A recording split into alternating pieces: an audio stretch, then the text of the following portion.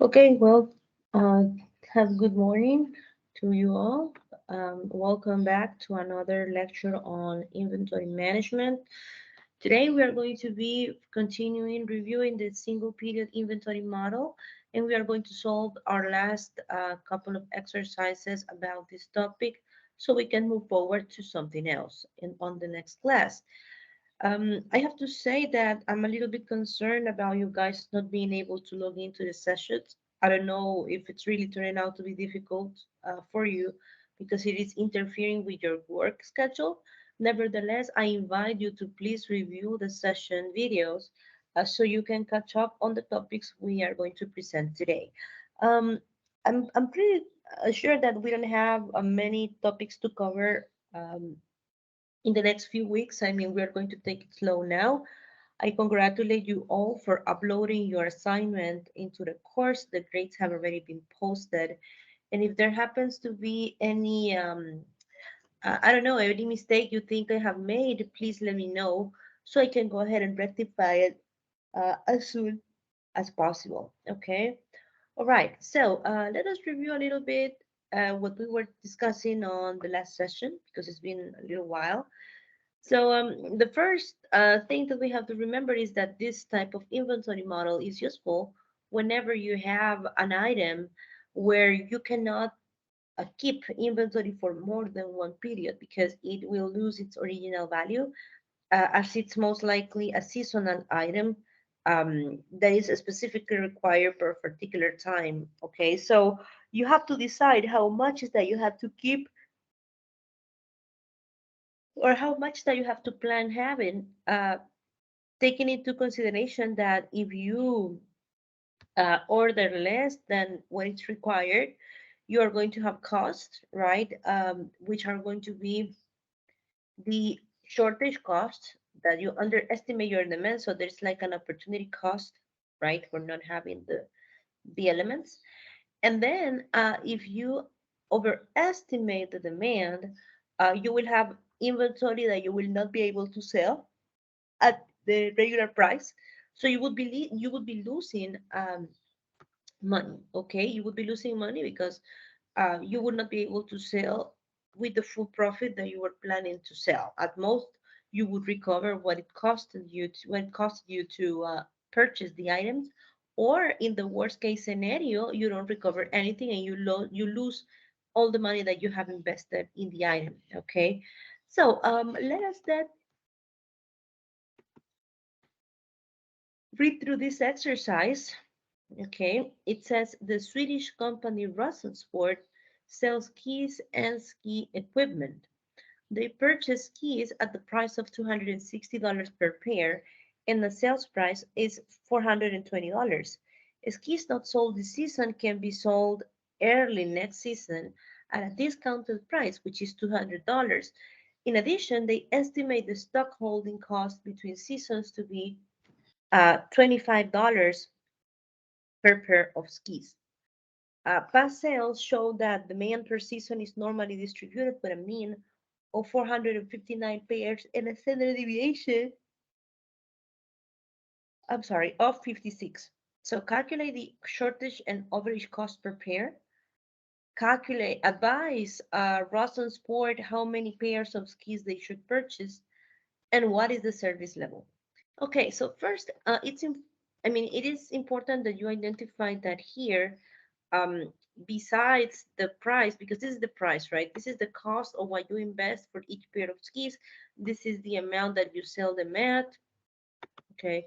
This is the salvage cost or whatever money you can get if you sell the items next season. But there is a new element that is this $25. That is a cost, right? This is a cost of holding the inventory. So whatever profit you get, let's say that you sell a pair of skis until the next season, you know that you will be selling them at $200. But in addition to that, you will also have incurred in a cost of $25 for storage of those keys. So at the profit, at the end, it's not $200 that you're getting, it's $175 because you have to pay that stock holding cost, okay? But let us take that into consideration in the formulas we have. So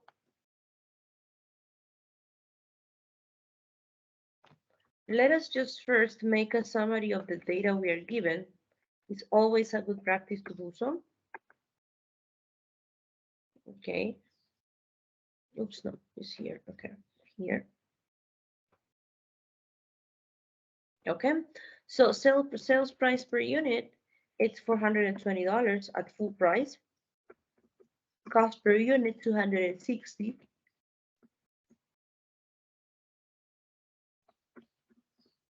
Salvage value per unit, it's $200, is whatever you can sell them.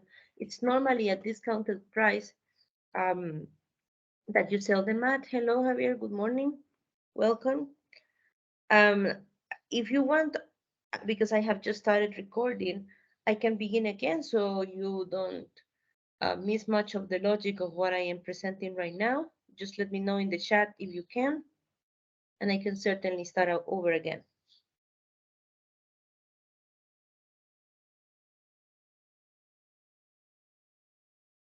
Is that okay? Should I begin one more time, Javier?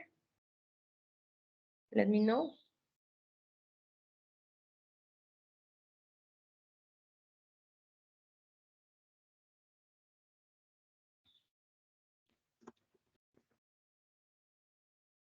Okay. I believe that perhaps because of work right now, you are not really in a position to answer. But let me just do a quick refresh. I was just explaining that this one period model is useful when you have a product where if you don't sell it in a specific period of time, then the product cannot be sold at the normal price and you have to sell it with a discount. That is most likely because the product is seasonal. So in this model, you most likely will be encountering yourself with a situation where you are given a discounted price or salvage value per unit. This is whatever price you can sell your items at if you didn't sell them when you were supposed to. And you will also be given a cost per unit, right? So the idea here is to identify how much is that you have to order in order for you not to incur into an excessive cost of underestimating the demand or overestimating the demand. It's just like if you had a newspaper stand, if you don't sell today's newspaper and you try to sell them tomorrow, you will not be able to sell them at full price. You will have to sell them for less because nobody is interested in reading yesterday's news, right? So this is a similar scenario. We have a situation where a ski company is buying kits at $260 per pair, that is the cost per unit, and they are selling them at $420 per unit. But if the ski season is over and they are not able to sell the units they purchased, they can sell them at the beginning of next season, but at a discounted price of $200. That is what we would call salvage value per unit. Okay. Um, Salvage value per unit is pretty much whatever amount of money you can get for selling an item after its season has passed. Okay. Es valor de salvamento. That's the name in Spanish. Okay, so we also know that there is a cost that is pretty new compared to other exercises that we have solved so far. That is the holding cost. Holding cost between seasons. Okay, this is going to be $25. The demand on average is 459 units and the standard deviation is 56. So this is the information we have. And we are asked to calculate the shortage and average cost per pair and to advise the company on how many items they should be buying for the season. Okay, so after we have identified the model uh, to be the one that we already have discussed, right? Because you know that there are different formulas depending on the model, right? But this has that particularity that the inventory cannot be kept at the same value from one period to another. Then you proceed to answer the questions. So the costs that we are being requested to calculate are estimated with these formulas.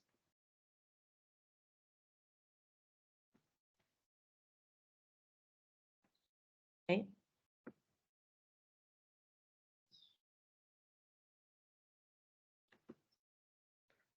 let me just,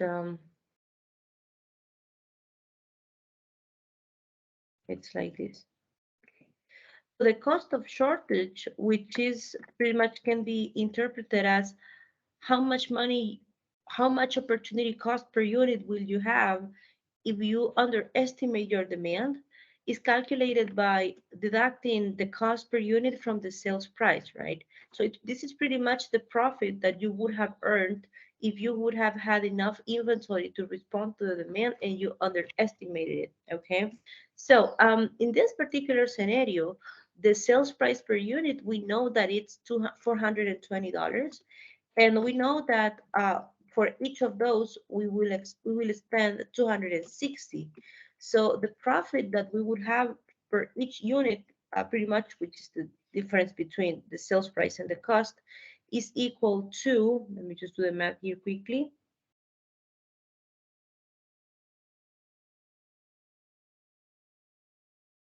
C40.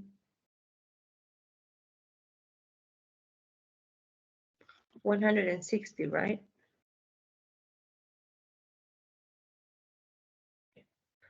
$160 per unit.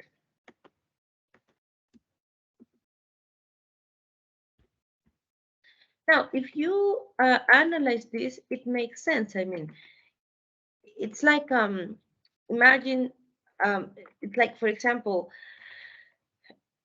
what if you only buy 10 and a customer of yours wants 2 extra items? For each of those items, you would have been able to obtain a profit of $160. Okay, so that's what the shortage cost is representing, is the potential profit that you could have obtained if you had enough units to fulfill the customer's demand. So it's like an opportunity cost. Okay, now let's look at the other cost, the cost of overage. The cost of overage is whenever you overestimate your demand, so you end up with more units than the ones that the customers are going to require. That means that overestimation produces inventory, and you know that because of the nature of the product, if there is inventory from one season to another, you will not be able to obtain the same profit, you will have to sell the items at a discounted rate. So this is what you are calculating here. Um, Now I'm going to add an additional cost to this. Why? Because let us do it without that, and then we will analyze if you like, for us not to be confused. Okay, so the formula says that is this. Now, how much you paid for each of those keys that you purchased? For what I'm seeing here in the data, the cost per unit was $260. And it says here that on next season, you can sell the skis at $200. So that is the salvage value per unit. This would be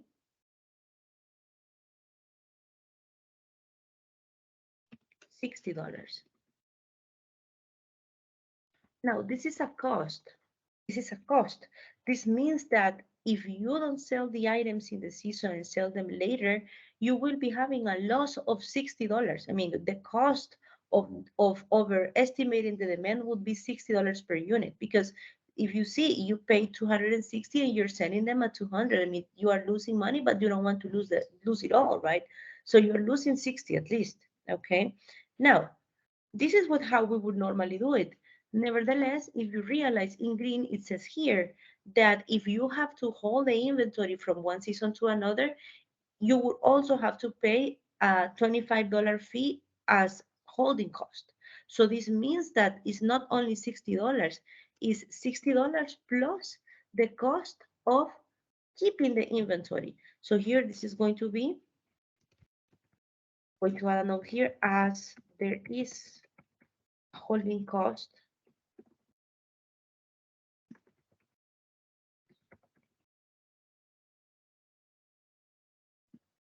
cost of overage is equal to 60 plus $25.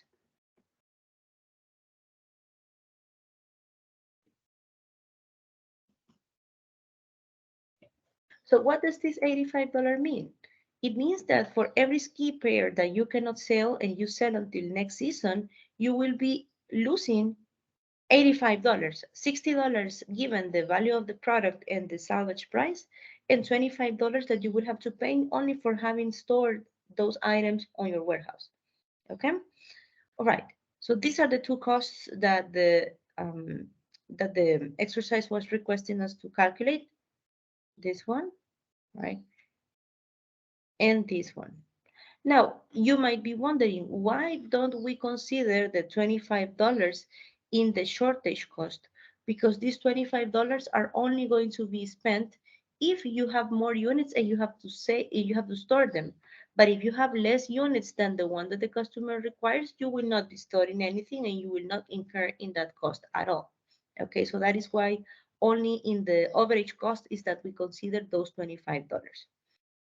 Okay, so the next question says, advise runs on sport how many pairs of keys they should purchase and what is the service level. So we are going to switch the order here because really to advise the amount of purchase, we need to know the service level at first. So let us estimate that now. So let me just delete this because I'm not going to need it.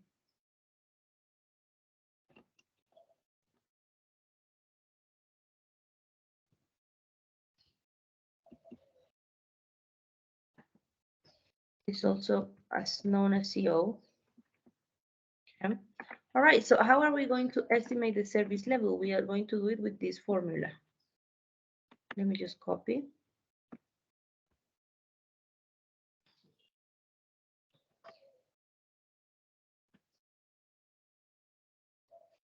Okay, so let's see what we have. We have the cost of shortage, which is 160. Oops.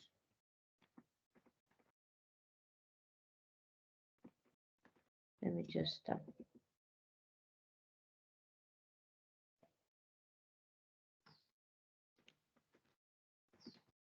Okay, so the cost of shortage is $160. And in the denominator, we have to enter the cost of shortage, 160, plus the cost of overage, that is $85.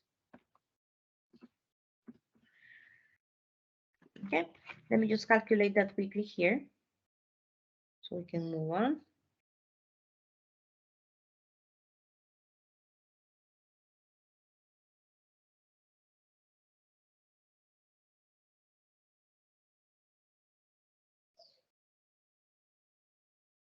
So it's 0.65.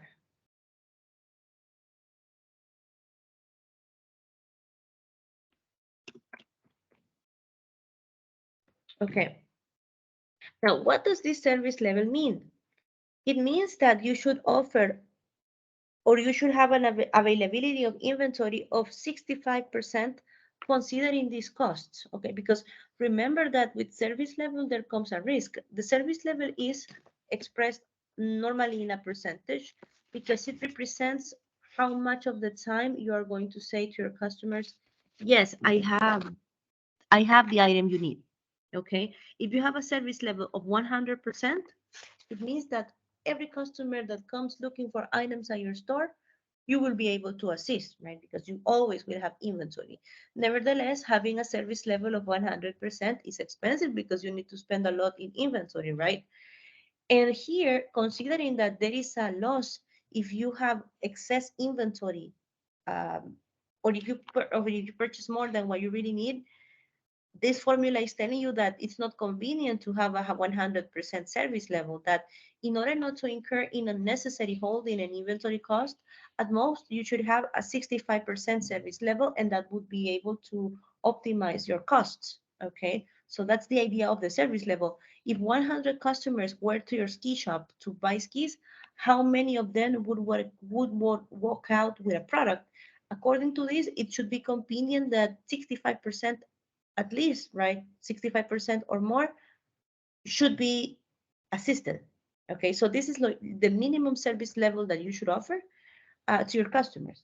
Okay, now a service level is useful because if you remember, the safety inventory is always a multiplication of a C value and a standard deviation. And the C value comes from the service level. So you need to know this amount or this value so you can calculate the safety inventory and you can estimate the amount of pairs that you should purchase in the season. So this is why this particular value or this particular formula, it's always applied before you can make a suggestion of how many items should be purchased. Okay. So now let us answer then question B.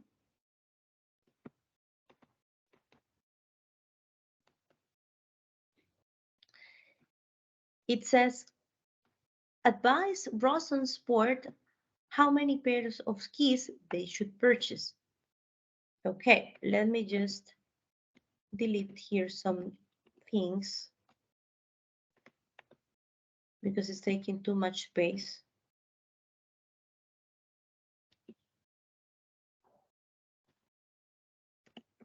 Sure.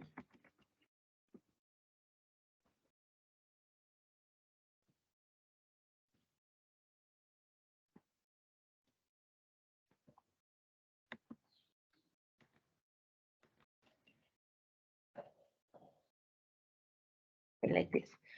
Okay, so advise Rosen Sport how many pairs of skis they should purchase. So in order to do that, this is what we are going to do. This is another exercise, but this is what we are going to do. We have the average of demand, right? Have it. We have the standard deviation, and we have the service level that we should have, which in our case is around 60%, right? Pretty much, if I'm not mistaken. So we need to find the C score that yields a probability of, in our case, 65%. We need to go to a C table and find that probability of 65%. And with that probability, we are going to use these formulas.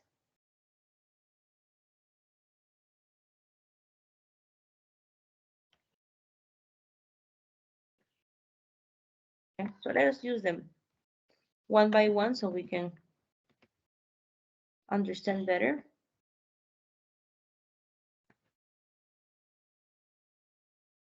Okay.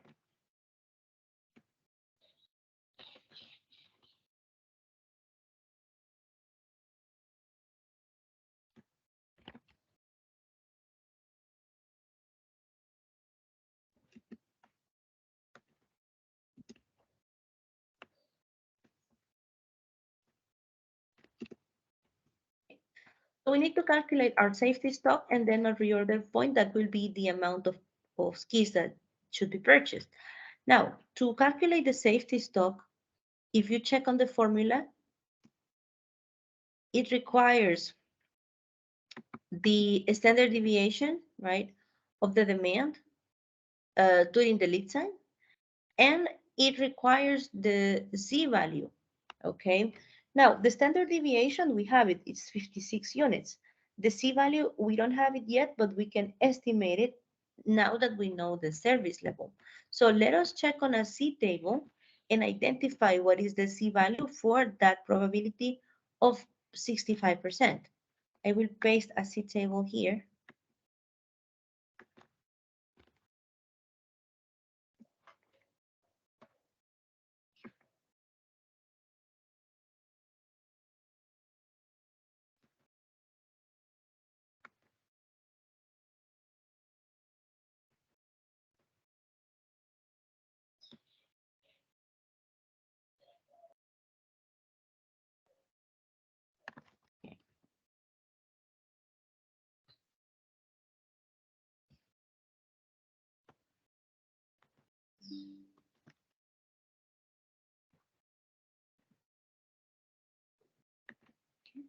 So here's the C table, okay?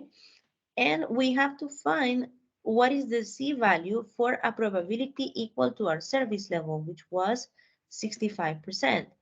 So let's take a look here, 65%, which is the one that is closer to 65%. I believe that is this one.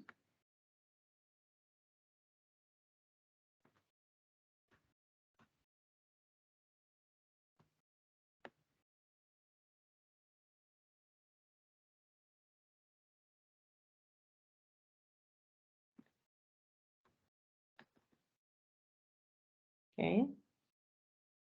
I believe it's that one. As you can see, the closest, this is 0.6480, it's 0.0020 away, and this is 0.0017 away. So this is the closest.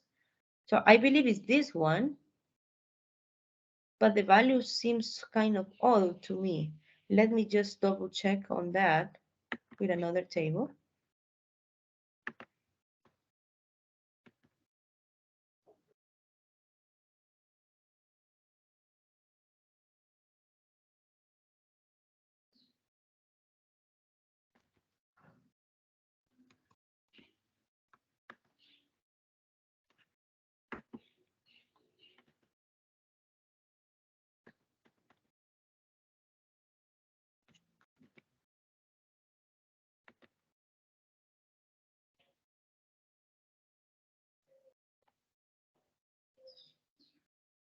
Okay, well, that seems to be correct. Yeah, that seems to be right. Okay, so it's this one, right?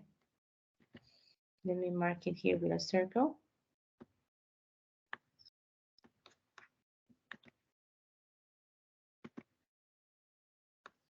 It's this one. C value is 0.39, right? 0.3 and 0.09. Okay, so this is the C value that you need.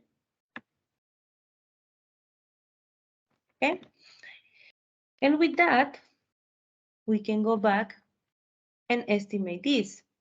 We know C now to be 0.39. Okay, and we can calculate this. So we need the C value that is 0.39 multiplied by the standard deviation of the demand during the lead time, which we have, that is 56 units. And that will be our safety stock. Let me do the math right now.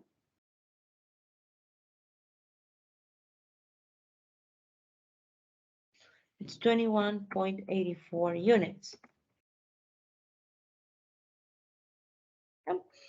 And now with that, we can do this.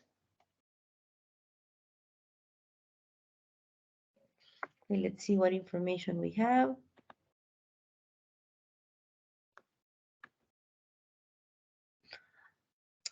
Past sales show that the demand per season is this with a standard deviation of that. Okay, so the demand per season is 459 pairs.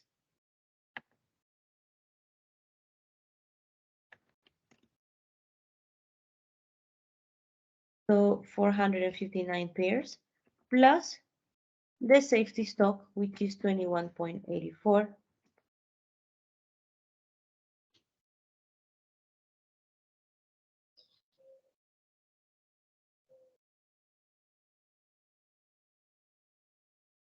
That would give us 480.84, approximately 481 units. So this is the recommended amount. With this amount, you are expected to have a service level of 65%, right? And this is what you should be ordering, not to incur in excessive costs. Okay, so if you realize it's not really that difficult, what is important here is to understand the data, know in which order you have to answer the questions, and with that you can go ahead and make a proposal. Okay, good. So this is the last exercise that we are going to solve of this topic. This is a very particular inventory model that you might be able to use depending on the nature of the items your company sells. Remember that this model is not suitable for all products. It's just for those where you have a seasonal demand, and whenever you cannot sell the items on the regular season, you have to sell them at a discounted rate. Okay? Okay. All right. So I think that I would not like to cover more for today, not to overwhelm you with exercises. I'm going to upload this today, and I strongly recommend that you follow up on previous videos and you try to replicate the exercises on your own. I'm also going to try to add an exercise guide for you to be able to practice. And I think that that will be all for today. You can check the video recording, it will be here on Teams. And if there are any questions about the exercise solved, please don't hesitate to let me know. Okay? All right. Well, I hope you have a good day, and I will be seeing you on Thursday. Goodbye.